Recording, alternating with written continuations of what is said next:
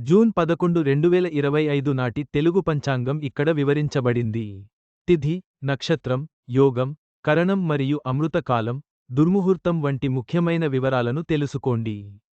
పంచాంగం ప్రకారం పంచాంగంలో 5 ముఖ్యమైన అంశాలు ఉంటాయి. అవి తిథి, వారం, నక్షత్రం, కరణం, యోగం. భవ తదితర కరణాలు 11 ఉంటాయి. తిథిలో సగభాగంగా వీటిని లెక్కిస్తారు. 2 కరణాలు ఒక యోగం.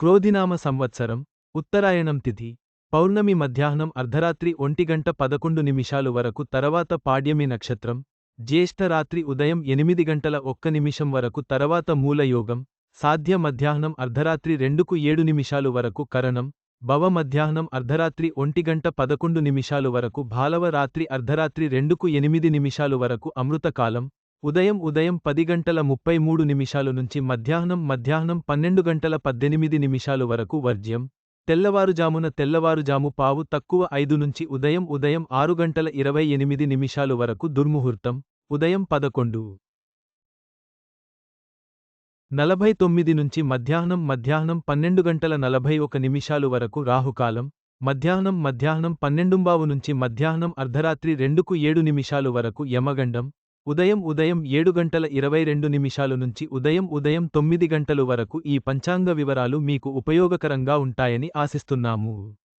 శుభకార్యాలను అమృతకాలంలో నిర్వహించుకోవడం మంచిది. దుర్ముహూర్తాలను జాగ్రత్తగా పరిగణించండి.